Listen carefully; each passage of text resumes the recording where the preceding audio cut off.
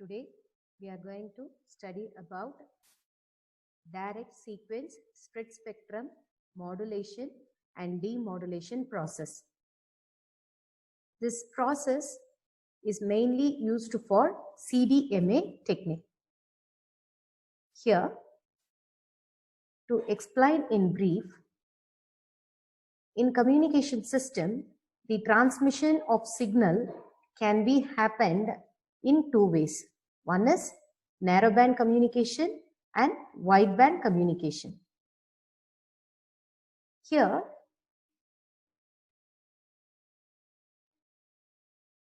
so as I said, communication can be categorized as narrowband.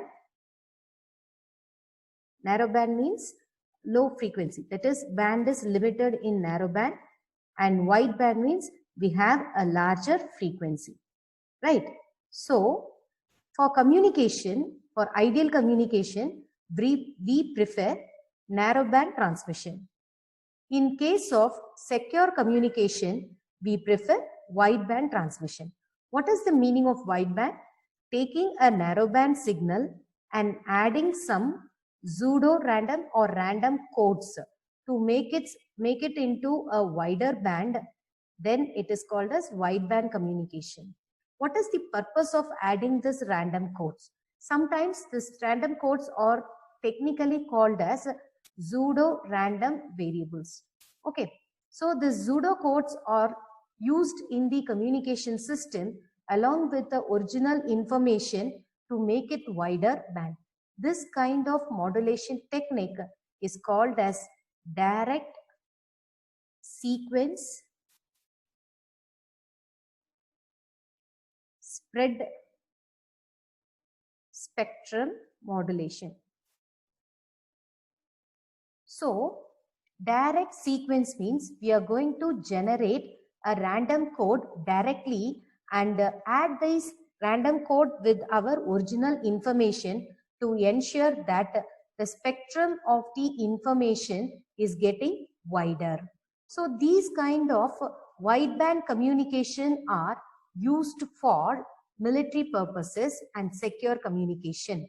So as we all know, we are going to make use of a transmitter which has direct sequence spread spectrum scheme, and what will happen? It will have an information. It will have an information or a message signal, and this will be added with the random code or pseudo random signals, and this signal will be transmitted in the channel.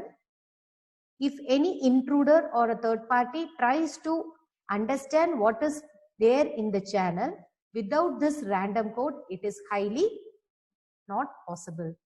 So, in the receiver end, the random code what is used in the transmitter is made available to the receiver.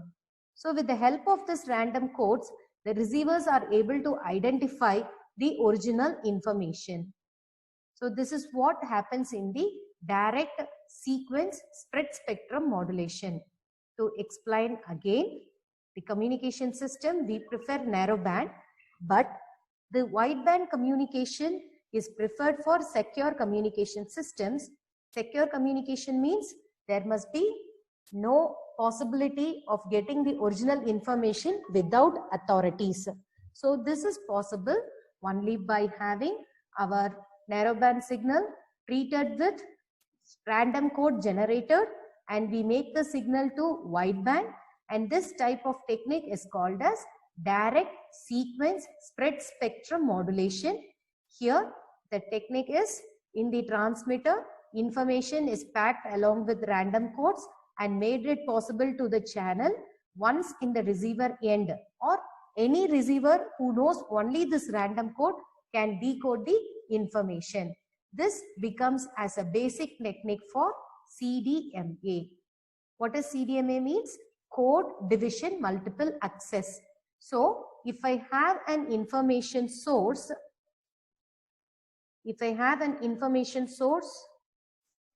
then the source information, the information from this source can be accessed by n number of receivers, only if they have the random codes. Only if they have the random codes or pseudo random codes, which is made available with the information source. This type of accessing information source with the unique code is called as code division multiple access. So now getting back to your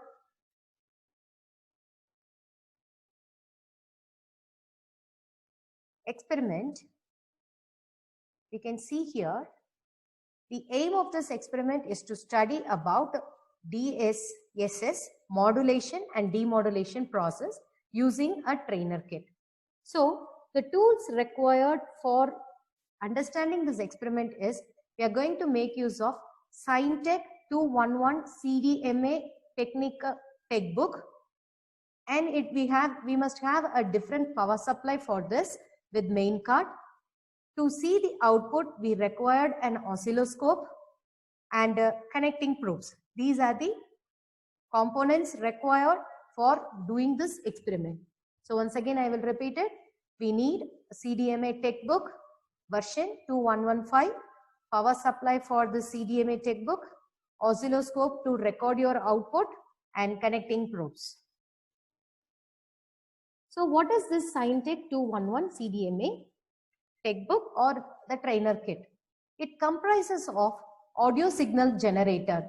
When I say audio signal generator, we call it as AFO in normal laboratories. Then we have a binary data generator which generates a sequence of zeros and ones, And we have a PN sequence generator. So what is the difference between binary data generator and a PN sequence generator? In a PN sequence generator, we can give a sequence, or we can define a sequence, and in this sequence you will get random codes. And then we have a carrier generator. This generates some carrier waves which is required for modulation. This is responsible for carrier wave. And then we have direct sequence spread spectrum generator, which is the main part of the trainer kit. So all these things, the audio signal generator, binary data generator, PN sequence generator, carrier generator, acts as an supporting device or providing input to the DSS generator. So this DSS generator is again followed by binary phase shift keying modulator and demodulator, and we have a comparator, data recovery block, and pulse width modulator. All these blocks are going to support DSS scheme and going to explain how the data is spreading and despreading of data happens. Now we will see the connecting diagram or the diagram of the trainer kit. So what you see here is the main block of the trainer kit. Here you can see we have a power connection. Here you can see that we have a power connection, which means that we are need of power delivery to this trainer kit. And here you can see we have audio signal generator. So this audio signal generator output can be taken from here, this point. Here is the audio signal generator plus and negative point. And here you can see a radio button, which is helpful to change the amplitude. And here we have a radio button, which helps to change the frequency of this particular audio signal generator block. So this is one block, audio signal generator. This is block 1. The second one is binary data generator. So we all know that the binary data can be generated from the switch. So here we have altogether 8 switches, D0, D1. Here you can see that it is named as D0, D1, D2, D3, similarly D4, D5, D6 and D7. So now this is the output point from where I am going to get the binary data sequence. So this is your ground and this is your positive end where I'm going to generate the data. So this is my second block diagram. The third block is your PN sequence generator. PN sequence means pseudo noise or pseudo random sequence generator. Here I am going to define a pattern. So you can see here I have a choice of 4 switches A, B, C, D. So the switching diagram is like this. Consequently, I have 4 switches. So I can choose if as per the diagram what you're seeing here, this exclusive OR gate is connected with DNC. So the pattern what I have fixed is 1100. This is not fixed value. You can choose your own data pattern or you can choose your own sequence in which your pseudo random codes must be generated. So this is your pseudo PN sequence generator, and after this PN sequence generator I have a exclusive OR gate. This exclusive OR gate is going to be for D. Here you can see that this is for de-spreading of data and this is for spreading of data. So now we will see what is the next available block. This is your fourth block. This is pulse width modulation technique. This pulse width modulation technique is used here. As we know, the pulse width modulator means the input given to it will be varied in respect to the pulse width and you can get the output as pulse width modulator. And for this pulse width modulator, after this we have the fifth block, which is direct sequence spread spectrum generator, which is nothing but an exclusive OR gate. And then we have a unipolar to bipolar converter, and this is your sixth block, unipolar to bipolar converter. And your seventh block is your carrier generator. You can see here audio frequency signal of 1.44 megahertz is generated from this carrier. And we are having a binary phase shift keying modulator. This is our eighth block. When I say modulator, there must be a carrier signal and message signal, and I get an output. So this output is considered to be the transmitted signal or the spreaded signal. So the remaining part is for the de-spreading or demodulating the DSS signal. So here, this is our ninth block. The ninth block is binary phase shift keying demodulator. Here I have a signal generator, PLL phase lock loop, frequency divider, and we have the pulse adjuster, that is your pulse signal adjuster, and then I have a switch arrangement. I have a low pass filter here. So this entire block is going to function as my binary phase shift keying demodulator. From here, I go to the comparator. This comparator is going to act as the output. So here there is another block which is low pass filter and amplifier. So for this particular seventh experiment, study of DSS transmitter, that is modulator and demodulator, you can see that the red connections, the red lines which is flowing, it shows your circuit connection. First of all, to say about this particular experiment, we are going to generate a binary data as the input.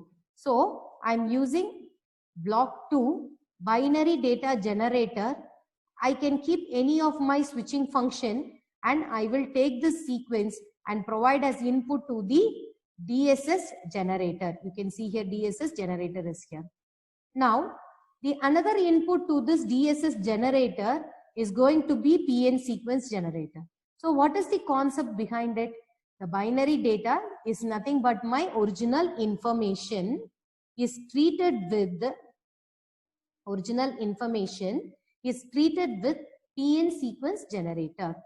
This PN sequence generator is a random code generated out of this switches and this exclusive OR gate. So I hope you all know what is exclusive OR gate operation. So when I have an XOR gate operator, if I have two inputs, A exclusive B, what does it mean? So 0, 0, 0, 1, 1, 0, 1 1. The output of this particular gate will be 0 1 1 0, which means that for, you can see here, if the input is same 1 1, and if I have two different inputs 0 1, there will be inverting operation will be done, and here this 0 0, and if I have 0 1 as input, the same function can be done.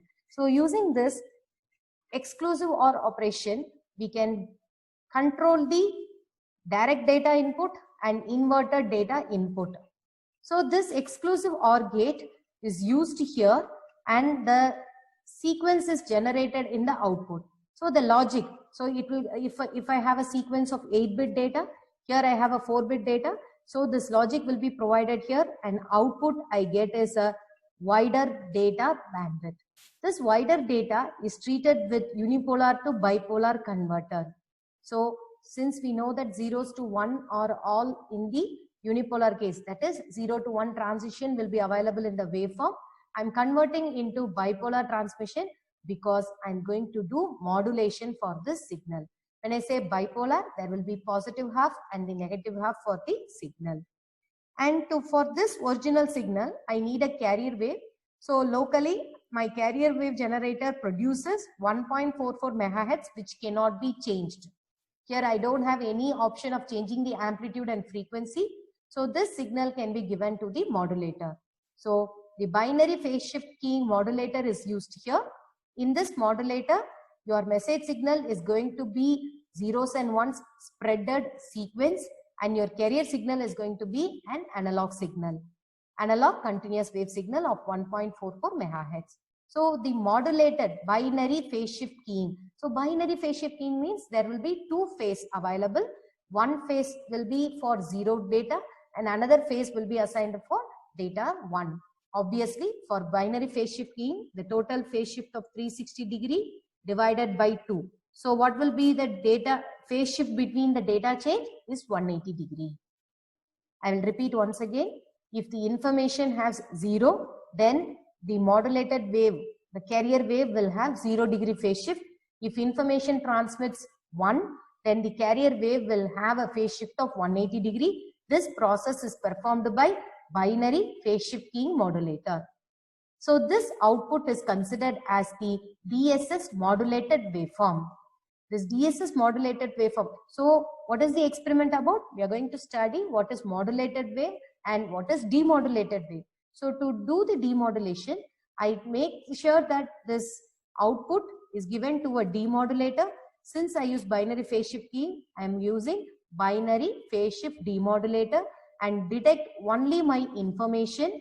This information detection can be happened with the help of this comparator, and this comparator is provided with this direct sequence. So I said in the earlier time that this PN sequence what we used in the transmitter must be used exactly in the receiver to retrieve my original information. So to get the original information from the output of comparator, what I am doing is I am feeding my comparator input along with my data, that is BSK modulated data, and here is my threshold.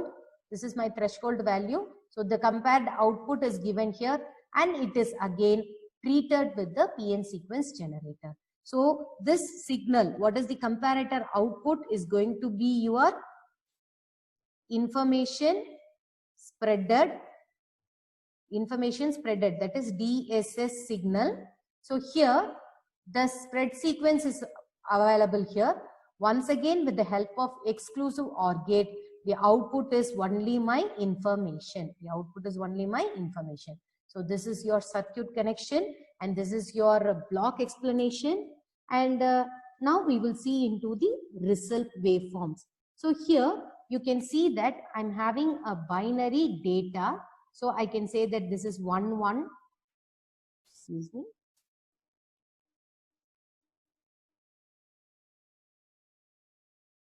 I can say that this is my data 1 1 0 0 1 0 1 1. So this is the switch connection which we can keep it in D0 to D7 correspondingly. And this is your image This is your second image, which is your third image according to the diagram. PN sequence generated.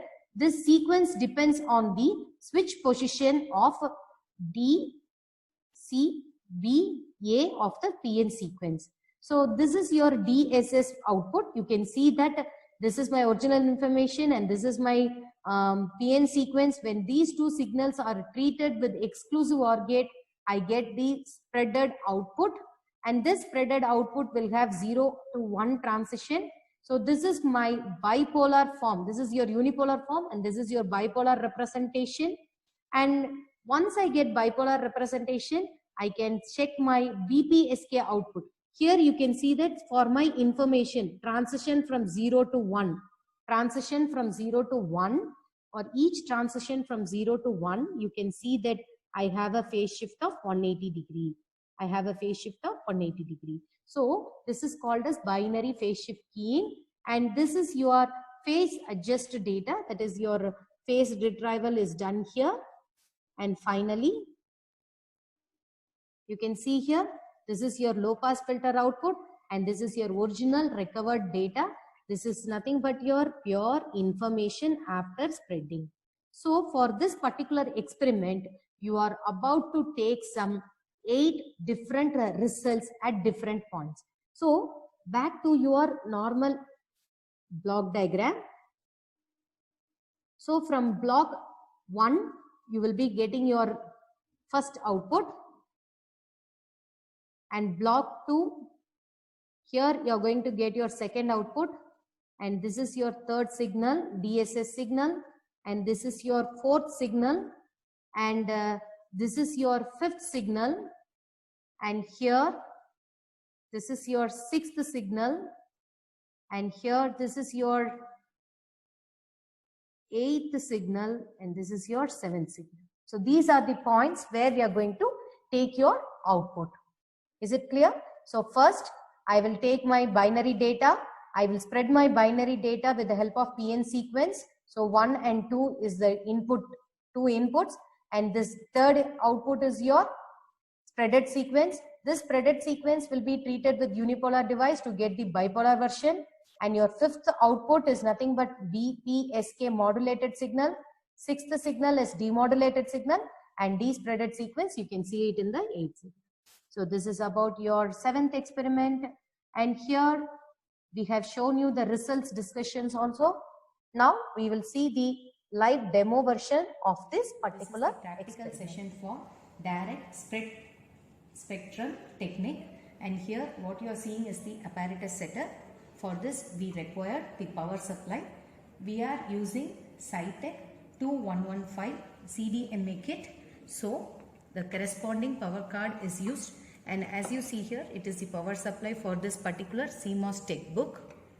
And this CMOS textbook has 230 volt input supply, and from that we have an output power card, and this output power card must be connected with the corresponding cable to the kit. And here you can see that the power is on. Now I am getting the indication. Apart from that, we will start for the 7th experiment. So as you all know, this is our cathode ray oscilloscope. I am using single channel, and this is the probe I use to take my data. That is, I am going to monitor the data. As per the theory what we have studied, now we are going to see the stage wise output for the direct sequence spread spectrum technique. Always, this is our probe of the CRO, and it has 2 heads, positive head and the negative head. The positive head is connected with the probe, and the negative head should be connected with the terminal like this. You can see here, it is the test point, and this test point have a ground symbol, and here you should put the negative crocodile clip of your CRO. With the positive, you have a probe here. Now we are going to check our first block, analog signal generator. Here you can see that when I pin in, you can see the waveform here. What I am getting is my analog signal. Here you can change the amplitude, as well as you can change the frequency. This is about the kit. For this particular experiment, we are going to make use of digital data. How the digital data are generated? Using the binary data generator. As you can see here, it has 8 consecutive switches. And now we are going to see the output of that particular switches. Now you can see that this is the data what I have generated. Now let me switch off all these switches. So all these switches are now in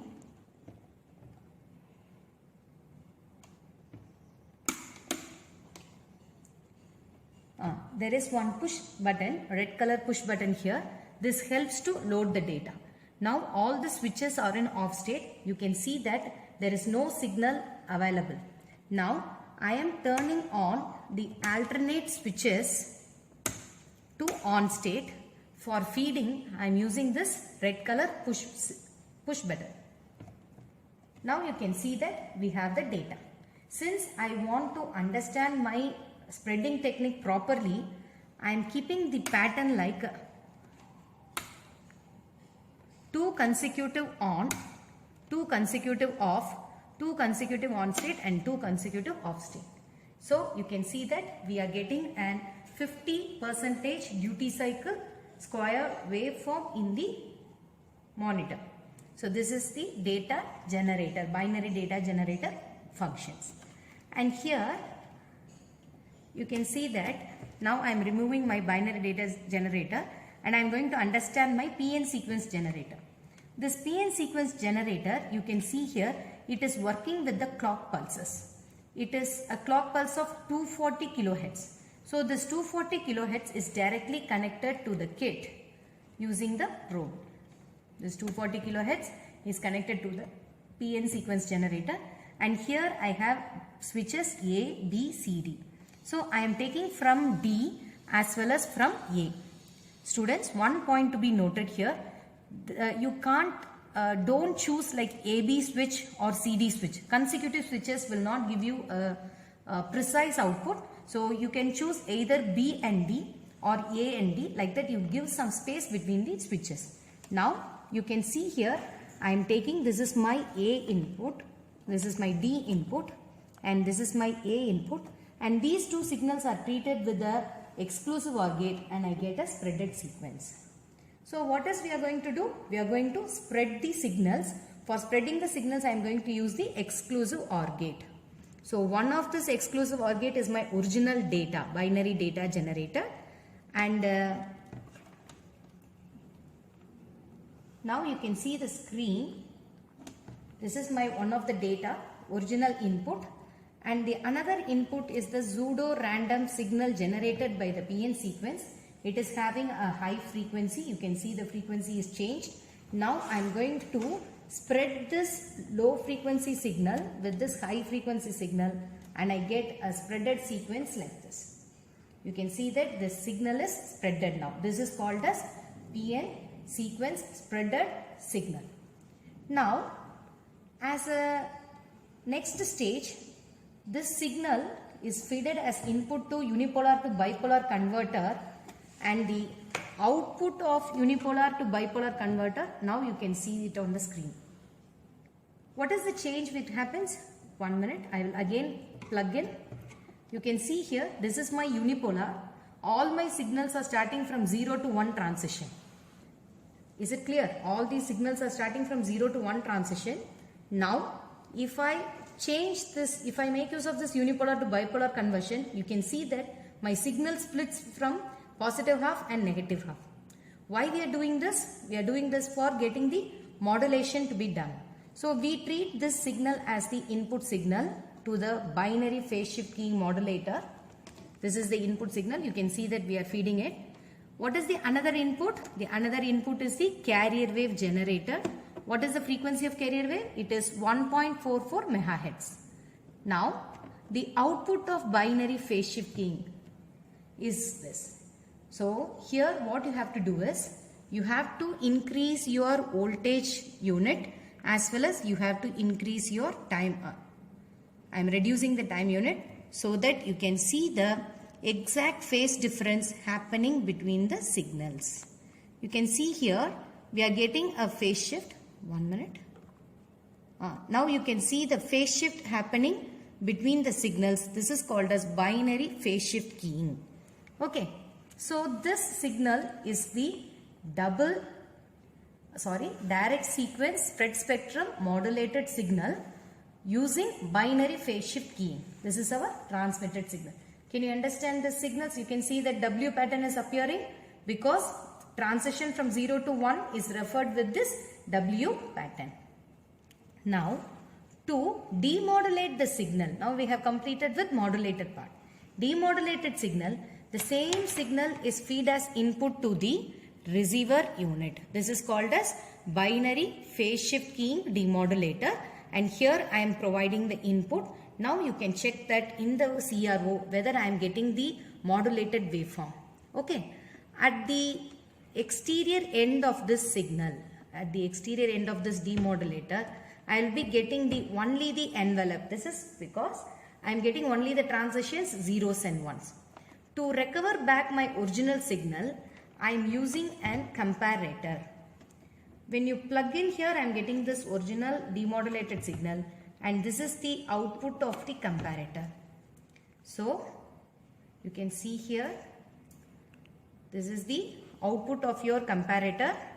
Now this is what we have received now. Okay, this received signal is given as input to the exclusive OR gate. This is your despreading technique or data recovery unit, and the another input to this is provided from the, here this is my original input, and the another input is provided from the PN sequence despreading signals, and finally at the output I come to get my original signal. So this is the pattern of signal what we have transmitted. So this is the binary data direct sequence spread spectrum technique demonstration with the kit. To do this demonstration, you require power unit, the Scientech 2115 unit, and an oscilloscope. Now we are using DSO here, and this particular experiment demands stage-wise output observation in the screen, and you have to record it accordingly. With whenever you are going to take a reading for the waveform, you have to take it in x-axis as well as in y-axis, and you have to record it.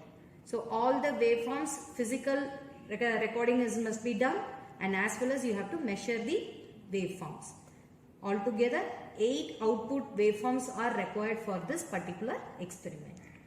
Hope you all understand this. Thank you.